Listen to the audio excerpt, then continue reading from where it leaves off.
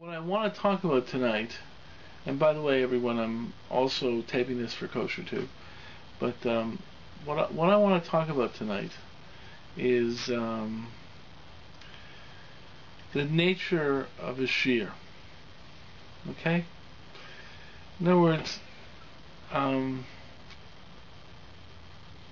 maybe on a personal level, what distinguishes my shiurim? What am I trying to do in a shiur? How is my style of a shiur different than others? It's sort of like, there's a whole thing about knowing ways of learning and so forth. There's the brisk method.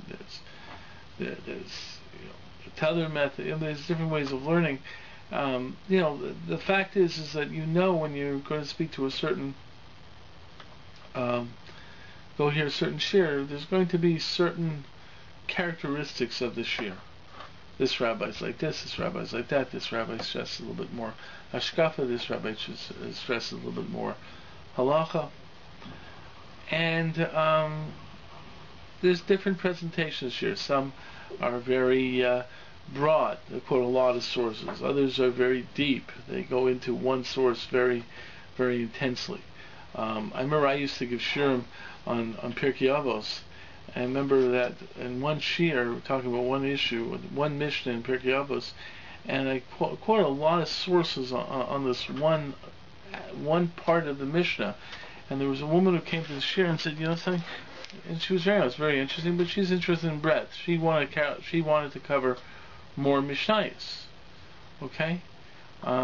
So that's breadth, and then there's depth. And depth may mean breadth of commentaries on something, but there's different aspects this year. What styles are there? Sure, different styles and so forth. So what I want to do is I want to talk about certain aspects of my style, and not specifically in terms of my sort of personal style, but something that I think is, in other words, it's not just simply, hey, that's the way I want to do it. I want to do it in such a way to explain why I intend to do this way. I think this is the right way of doing things. I think that more shiurim of this nature are necessary. See, the fundamental idea that I build a shiur around, or build a shiur from, is a statement in the Ramban in his ethical will to his sons, I think to his children, okay. And he says in it, whenever you learn Torah, don't leave until it has you've learned something that will affect you. In other words, whenever you learn, there should be something that changes you. Now, the truth is, there are many people who define education that way, that the whole purpose of education is to change you. And very much what I think Torah is about is having an effect upon you. You should really, every time you learn, it should have a pragmatic effect. Now, that's very clear cut if you're learning halacha. Straightforward halacha. Straightforward halacha. Pick up, find halachic practice, and that's pretty straightforward. This is, you do A, B, C, D. The question that emerges is when it concerns other forms of learning. Let's say just learning the base medrash, just learning, classic Gemara, even a lot of learning of Parsha. And what I find is that in many, many ways, a lot of people, when they do Parsha, they learn a lot of different ideas and so forth, but the conclusion is often reached is almost like motherhood and apple pie. It's sort of like learning becomes, for a lot of people, maybe it's not just in Parsha, but it's like getting more information to back up an idea that you already have. or a value you already have. Instead of being able to quote 5 sources that all say, it's motherhood and apple pie, I now have 48 sources that say motherhood and apple pie. And that's a lot of what happens in some perceptions of learning that I see. Basically, people are learning things to back up what they want to believe. Or another thing, they're learning information that doesn't really have an effect. It's sort of like another fact, another fact, another fact. And when they take in that fact, the thing that happens is when they take in that fact, they don't even scrutinize it. What exactly is being learned from this fact? So let me give you an example of what I mean by this. I was walking home from shul, and a person saw me walking and said, "Oh, I just heard a great voice." He went to another minyan, another shul. Somebody says, "Just heard a great vort. Just heard a great vort." Okay.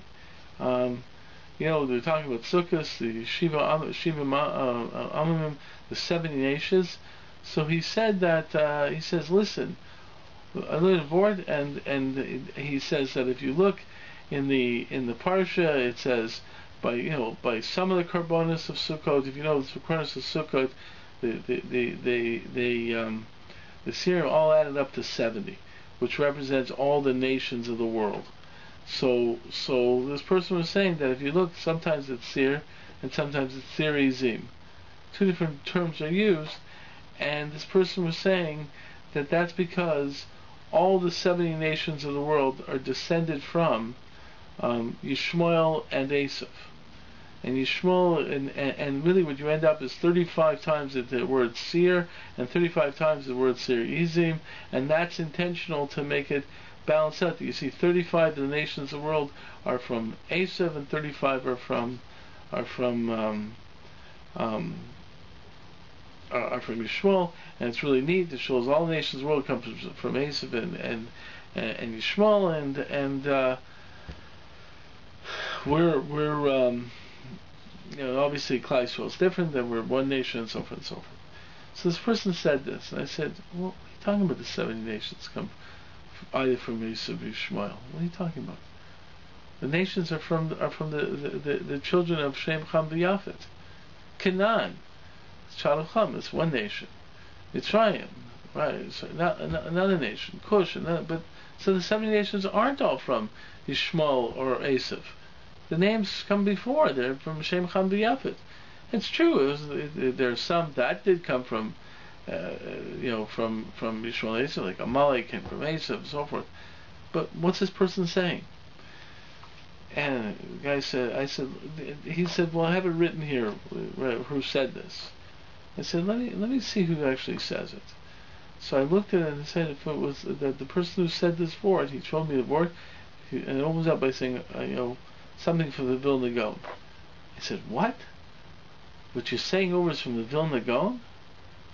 From the Graf, from the Vilna Gaon? So already, I looked at this and said, wow, this has got to be oh,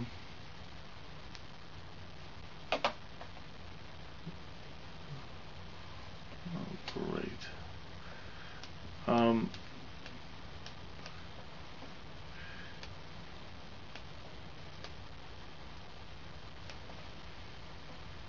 This has got to be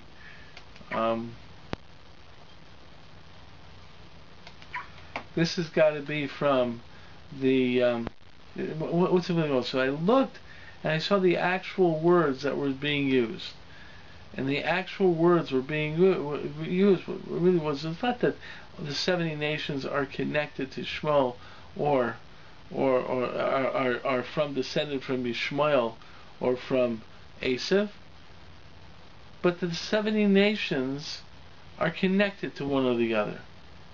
So I said, well, that's an interesting idea. What the Gaon is saying is the 2 dominant themes of Yishmael and Esav permeates the entire world and the 70 nations. I said a few things and so forth and so forth, but the truth is the Vort it was just sort of taking another information. If you took it seriously, first of all, you did analysis of what exactly was being said, but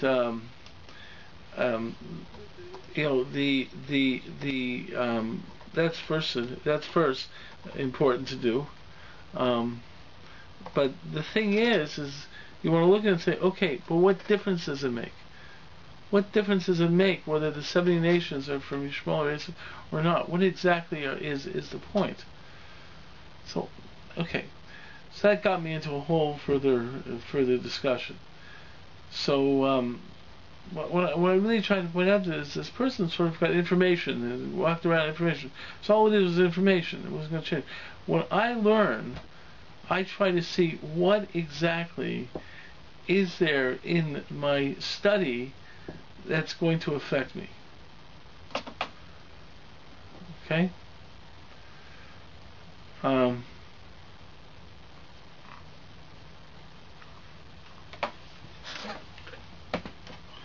Okay?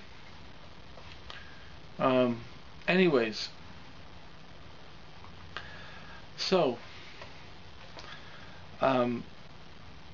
that's first principle. I'm always trying to learn with an effect. And not just in a technical halachic effect in terms of certain details, but in overall perspective. And therefore, what happens is I'm trying to constantly see how my learning affects my life, how it permeates my life. So in certain ways, I'm constantly involved back into the real world and thinking about this from a Torah perspective. So what happens is my learning does not just end at the doors of the Beis Medrash.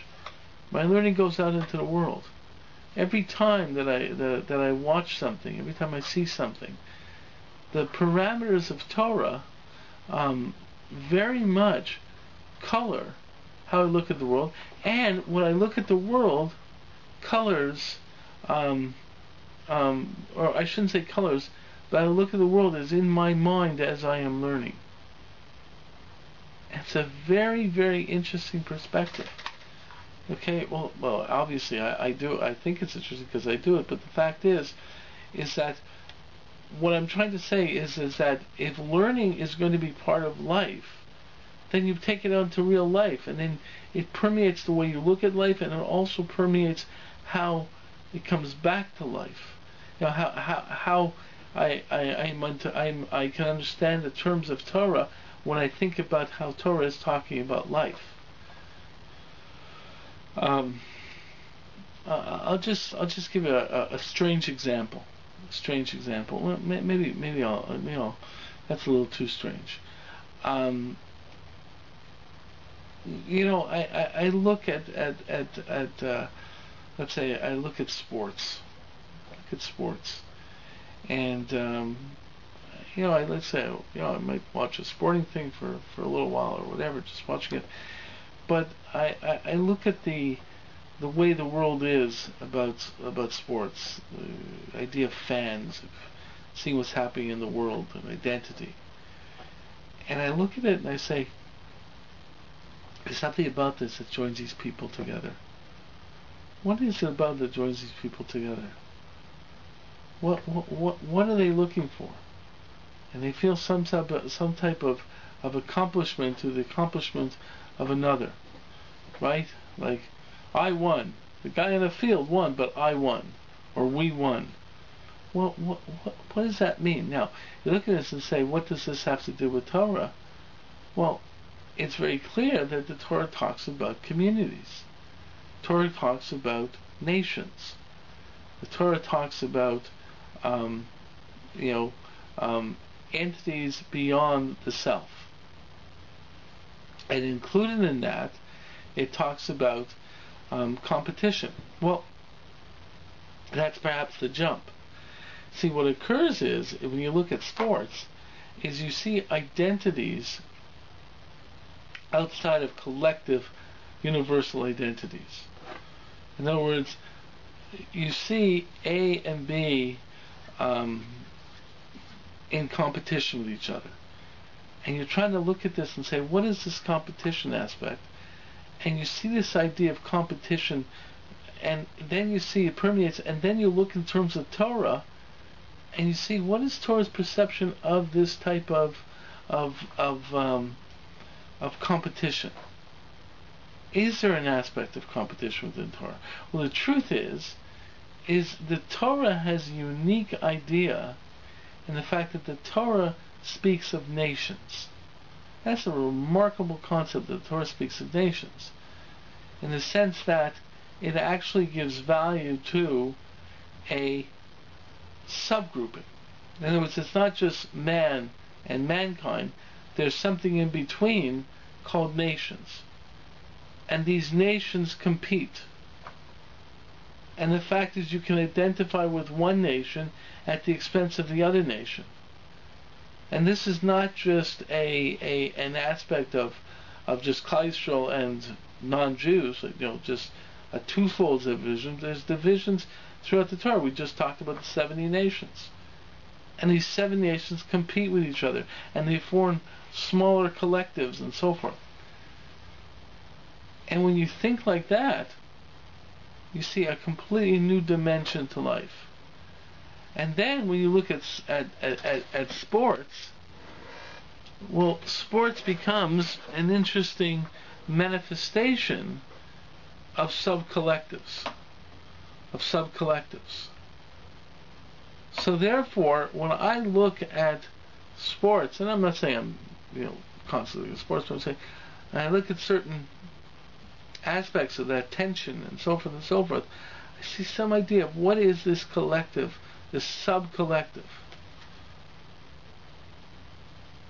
which seems to be very significant within Torah, because Torah talks about nations. Okay, so that's just some kind of example of Torah permeating into my real world, and the real world being the backdrop, the backdrop for Torah. Torah just doesn't exist out there; it exists in the real world.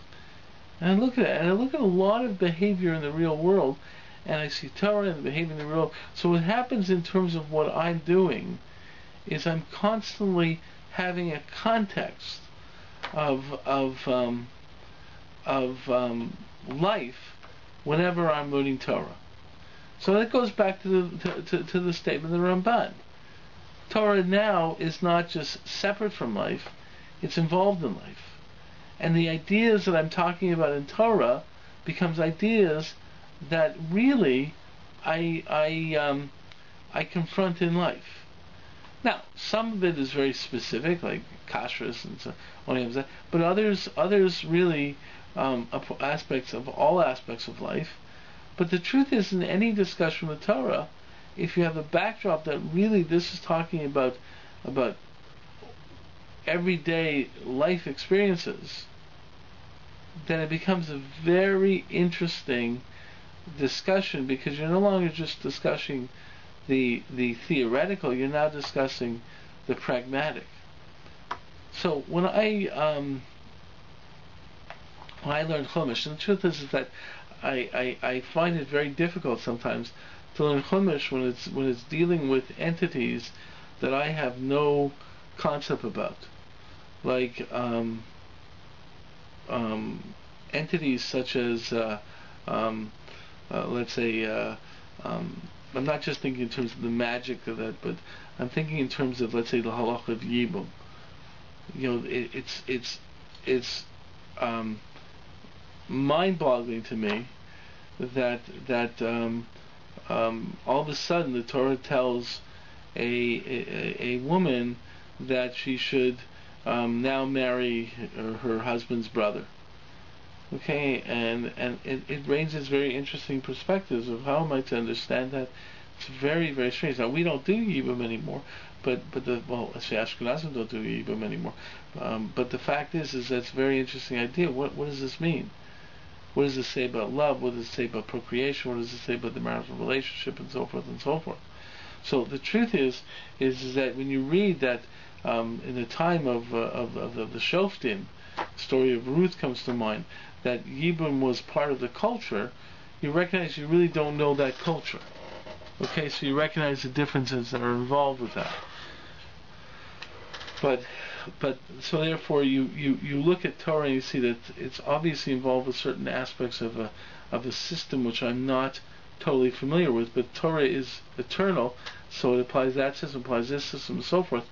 But the fact is that many times I take some of these concepts and I apply it to the world as I see it. It's always working with my perception of life. And because of that, a lot of times in Torah, I'll open up a shir with a question. But not just a question that's, not a nice little question. A question that goes right to the depth of a human experience. But to me, Torah is not out there in some left field. It's there, right there, day to day, dealing with things. How you talk to another. How you relate to yourself, how you relate to your family, how you make decisions on the simplest level, how you relate to someone that's totally different than you, and how do you understand the connections and so forth. So Torah really, to me, by putting it in the context of real life, it goes through some kind of transformation. Not that Torah changes, but the fact is that I see the challenges of trying to understand it, trying to deal with it. And that's something that often is not done, because a lot of times what comes out of this is that there's so many issues that sometimes people just want it easy. You want a nice, simple, straightforward statement. This is the law. This is what's right. That's what's wrong. Because once you start bringing it into life, you see the complexity of it, then it starts to change. It starts to really change. Because life itself is complex. Nothing is so black and white in life. And therefore, the Torah actually presents a depth to this situation. A real depth. Decisions become much more complex. So let me perhaps give a tangible, or a little bit more tangible example of this. Okay.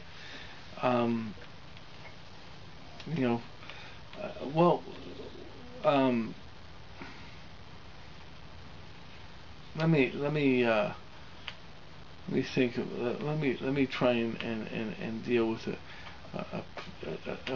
little bit more tangible example of this. If you look on it, I'm just going to take you guys to the blog, okay, and okay, guys, I'm just going to take you guys to the blog because there's a thing I put up in the blog. Okay, so that's that's a Nishma blog, of course. Okay, http://nishmablog.blogspot.com. Okay. Okay. So we're over here at the Nishma blog now. Okay.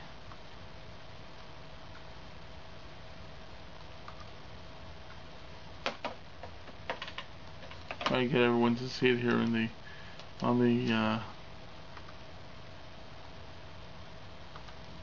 okay, guys, all see this now? Okay. So there's the Nishma blog. Now there was something here I just did. Okay.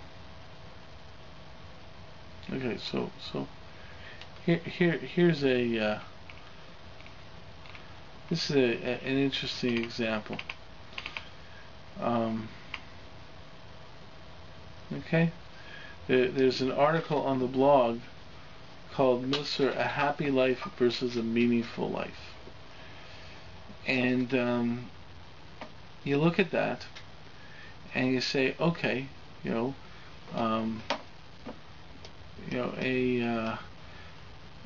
are we looking for? We're looking for a happy life, we're looking for a meaningful life. And sometimes with meaningful life, you have a little bit more challenges, Yisurim, and so forth. A lot of people think there's a lot of sacrifice to it. So the fact is that people who want more meaningful lives, sometimes they're willing to take on greater challenges. So you think about this in the real world. If a person wants more meaning, they're going to take certain positions. Let's say they're going to go join the Peace Corps because they want a meaningful existence. They're going to become a little bit more challenged in terms of what they do. So you think a happy life is usually, just want a happy life, we'll take it easy. But the truth is that people will tell you that a lot of people who have meaning are also happier. This doesn't necessarily be happy or meaningful, but it could be actually a integration of the two. The fact is that there's a tension that still exists in that, in the sense that what we may be by happy is a life without stress. So the point is, you might say, is as you have more stress, you may have more accomplishment and therefore more meaning, but as you have more stress, you may have a less happy life. So you have type of challenge and so forth and so forth. Now, you look at this and say, well, what does the Torah stand for? Well, the Torah obviously stands for meaning, right? Being Mamlechus Kohanim and Goy Kodesh. That seems to be what the Torah is about. It's about making life worthwhile, a kingdom of priests and a holy nation. And you sit there and say, happy life. Well, I don't want to just have a happy life. This world is not what it's really about. I'll get my reward in the future world. Scarborough was that like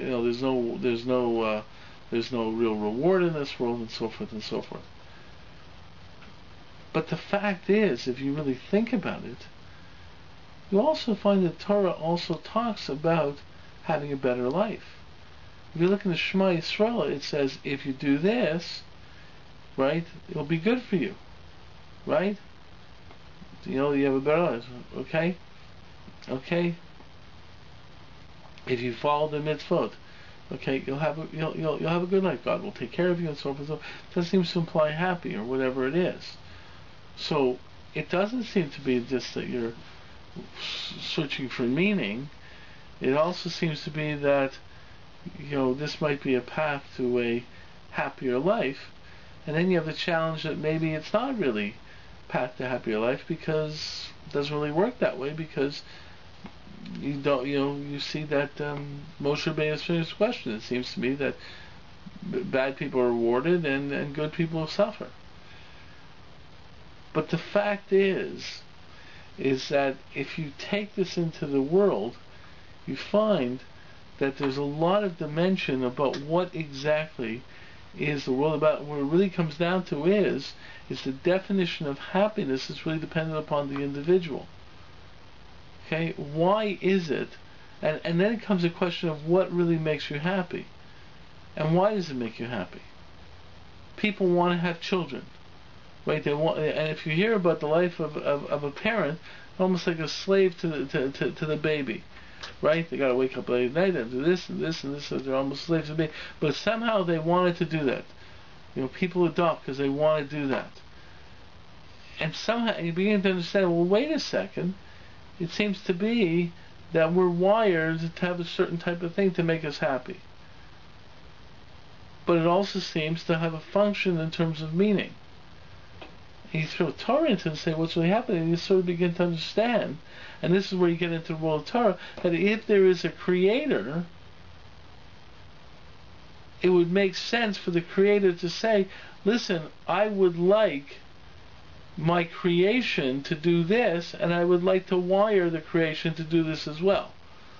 So it would make sense that our world, that who we are, is wired to follow, wired to have that. If they're living this type of life, which is al pi Torah, they'll also be happier because they'll be wired to be happy through this behavior.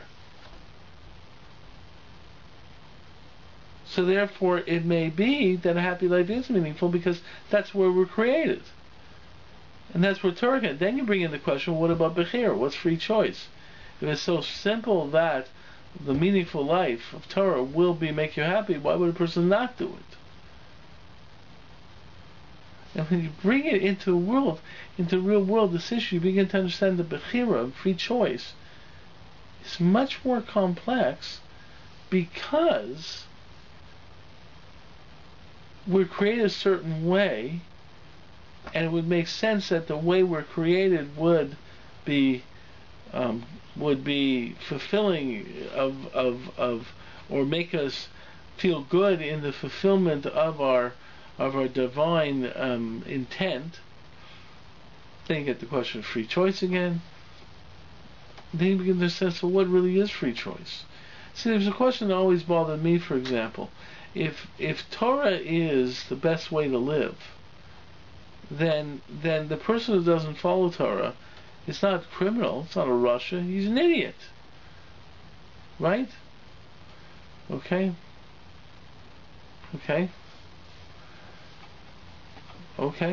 So Alex points out over here, but part of the reason is that throughout most of history, it was exceedingly difficult for the overwhelming majority of people to gain happiness in this world. Life was brutal and short. It's true. So why did people keep having kids? Oh, because they couldn't control themselves because they really wanted sex. And when they got pregnant, well, it's too bad. They had to have the kid. But the fact is that doesn't seem to be totally correct, does it? Somehow, even though it was extremely difficult, somehow there was something about living, the very idea of living, that made people, that gave people a certain sense of, well, happiness. But what exactly is that happiness?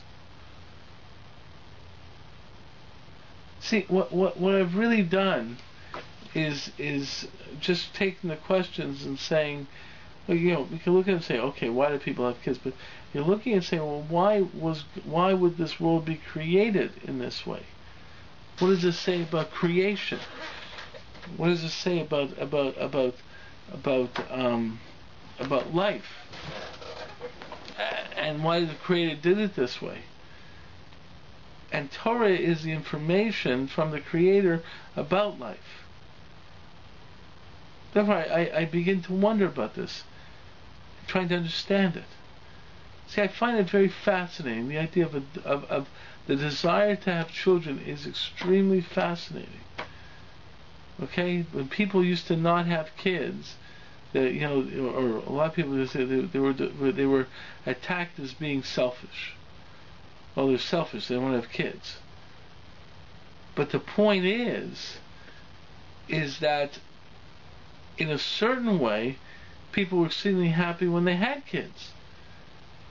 It was almost like they wanted kids and so forth, and that made them happy.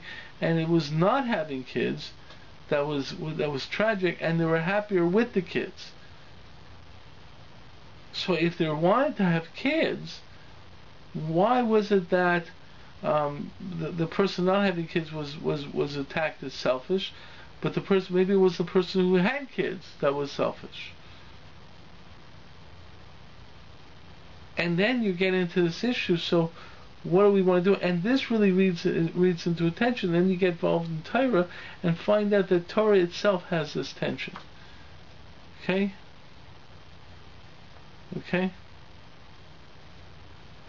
Now Alex asks the questions, were they still happy once the kids reached their teens, or were they having second thoughts? Possibly.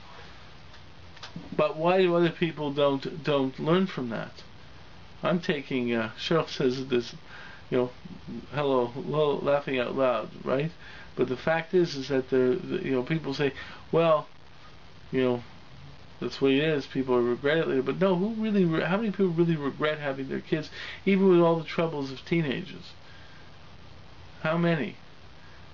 And then the fact is how come if this is repeated over and over again, no one gets the message? There's such a desire to have kids.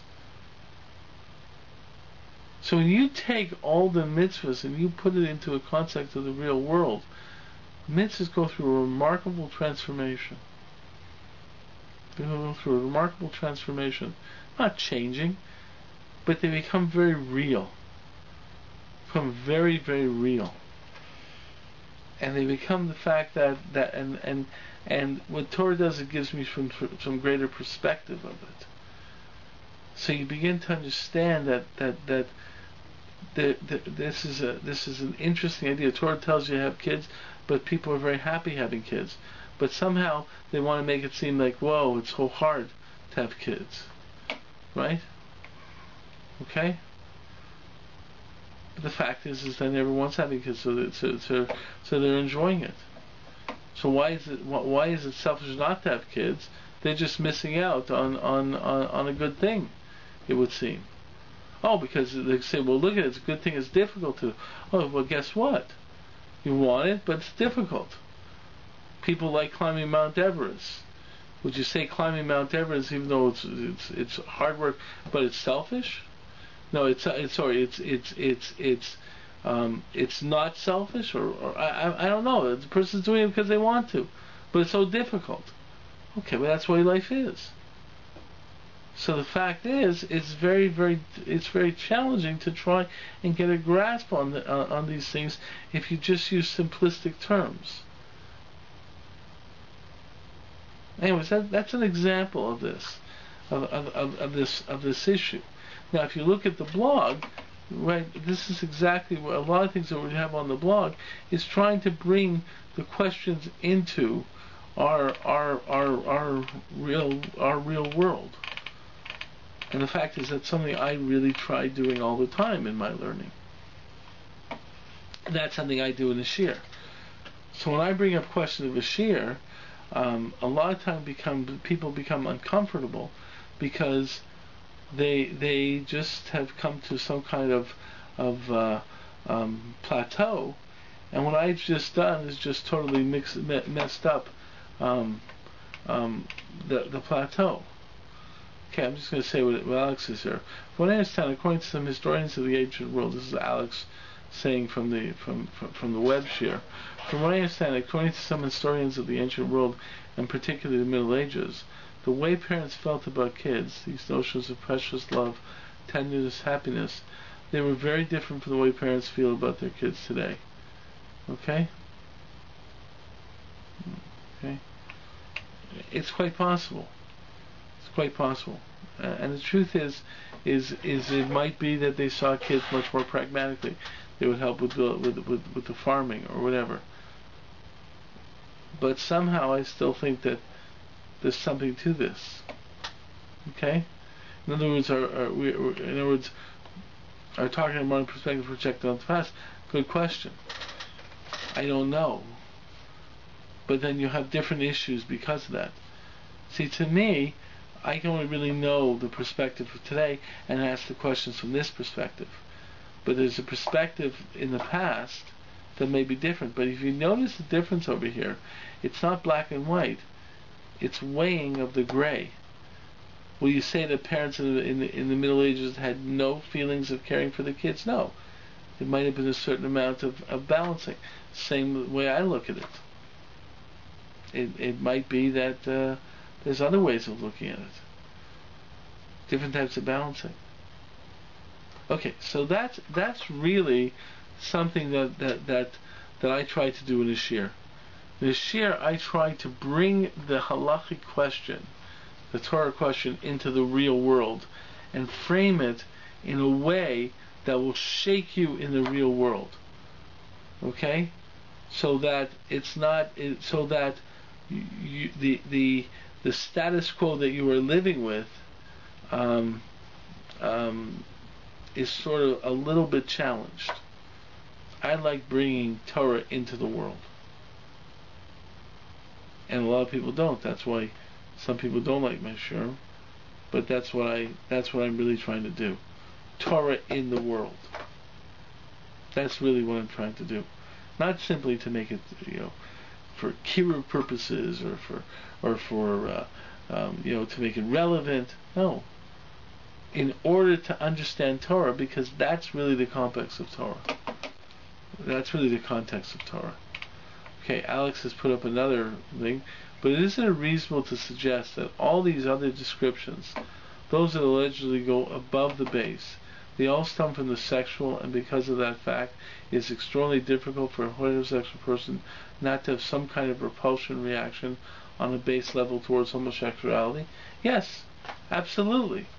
But I totally agree. But the fact is now look what's really getting you. See, what really hit me yesterday when I was watching this thing about Rosie O'Donnell is obviously I have some type of repulsion reaction to homosexuality, right? And what really was and I think it's crazy and so forth. But what really was hitting me was the fact that this woman was if this woman was a man and making the same statements, I would think it was very, very beautiful, very, very nice. So I'm looking at this and saying, what really is going on here? Here's a woman who's looking at this other woman and perhaps seeing this other woman as another man would see her. But somehow that throws us off. But wait a second. What I'm trying to say is the definition of who she is, or if you take this, if you sort of objectify it and say, here is a response to this person. Okay? You say, hey, that's a very nice response. Well, now, if it comes from a woman, it's a problem. If it comes from a man, it's not a problem. It really changes the perspective. It's very, very interesting if you really think about it. It really changes the perspective. In other words, usually you look at something and say, okay, this is ugly, or this is bad, this is good. So, separate over here. We're saying, hey, this person is saying it's good. If it came from this person saying it's good, that's good. If it comes from this other person saying it's good, it's not good. Well, that's a different type of mechanic. And that's something that's I find very interesting. And then you look, and this is where you begin to understand what Torah really is about. Okay, so Alex continues. What if the prohibition of homosexuality by Torah stems from this basic repulsion? Yes. Well, I wouldn't say stems from it. Torah precedes the basic repulsion, but it's obviously tied into it.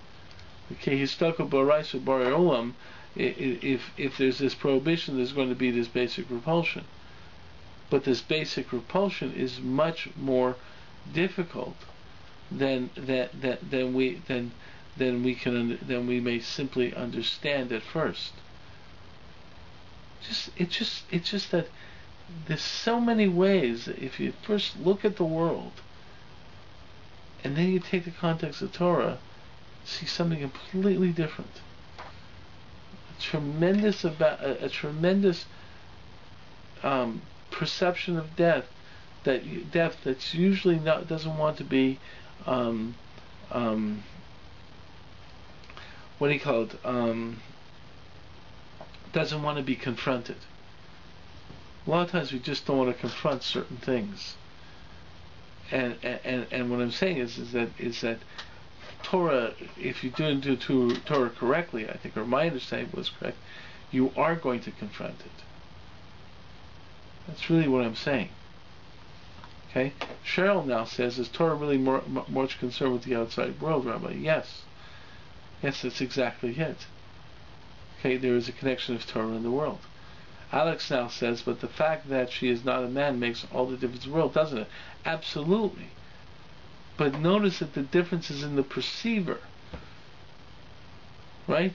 If I look at if it's a very interesting aspect over here. Okay, if let's say if I look at a mountain and say I think that mountain is beautiful, and someone else looks at the mountain and says, okay, or let me try and give a difference. So I look at the mountain and say it's beautiful. Another person can come by and say I don't think it's beautiful. So we can have an argument about the mountain. Over here, you have it that I come by and say this mountain is beautiful. Another person comes by and says that mountain is beautiful and presents the exact same reasons for saying that. And then we say, no, that's ugly. That's awful. It's okay for this person to say that mountain is beautiful. It's not okay for that person to say that mountain is beautiful. It's a very different perspective. Now, the truth is, it's a different perspective from just in the secular world. What I find is that Torah makes me very sensitive to these understandings. See, I find that if I bring the Torah into the real world, it's going to affect my understanding of Torah. But what I find is when I bring the Torah into the real world, right, it's going to affect my understanding of the world, because the Torah is talking about the real world, and it really makes a difference. Okay. So, Alex has something else to say now. Okay? Or perhaps because we have such difficulty justifying this basic repulsion, we are driven to describe the Torah viewpoints and motivations that make it possible for us, living in the modern liberal Western world, to continue to believe in the holiness of Torah. I hear what you're saying, that sometimes we're just trying to read into Torah to make us more in line with living in the Western world. But the truth is, the Torah is in the world, and the Western world is describing things that we otherwise don't see, and therefore it's opening up new vistas, and the Torah already does connect to those new vistas as well. Okay. Now, Alex is saying, but they are not necessarily there, and we're just reading things into it. That's my point. They are there, because the Torah connects to the world. Therefore, they have to be there. And that's what I try to pull out. I don't take Torah out of the context of the world that it's in, because histakel baraisa or bariolam, there's an inherent connection between the world and Torah, because God looked into Torah and created the world, which really means that they are integrated.